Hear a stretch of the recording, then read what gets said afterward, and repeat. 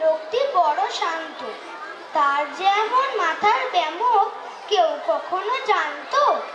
টিপ্পি ছিলেন খোশ মেজাজে, চেয়ার খানি চেপে, একলা বসে ঝিমঝিমিয়ে হঠাৎ গেলেন খেপে।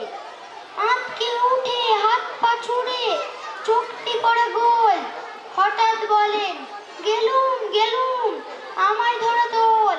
তাই শুনে কেউ বদ্রি ডাকে, কেউ বা হাঁকে পুলিশ, কেউ বা বলে কামড়ে দেবে, সাবধানেতে তুলিস। ব্যস্ত সবাই এদিক ওদিক করছে ঘোরাঘুরি। বাবু হাঁকেন, ওরে আমার গোঁফ দিয়েছে চুরি। গোঁফ হারানো আর জোর কথা, তাও কি হয় সত্যি? গোঁফ জোড়া তো তেমনি আছে, কমেনি এক রত্তি। সবাই তারে বুঝিয়ে বলে, সামনে ধরে আয় না, মোটেও গোঁফ হয়নি চুরি, কখনো তা হয় না।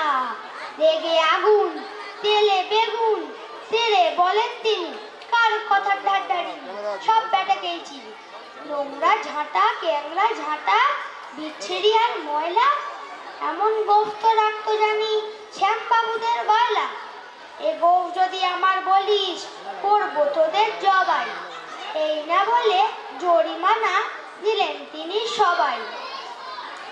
ভীষণ রেগে ভীষণ খেয়ে দিলেন লিখে খাতায়, কাউকে বেশি লাই দিতেন, সবাই চড়ে মাথায়। অফিসের এই বাদরগুলো মাথায় খালি গোবর, গোঁফ জোড়া যে কোথায় গেল কেউ রাখে না খবর।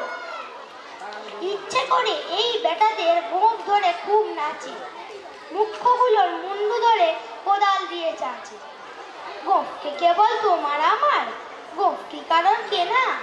গোঁফের আমি, গোঁফের তুমি, তাই দিয়ে যায় চেনা।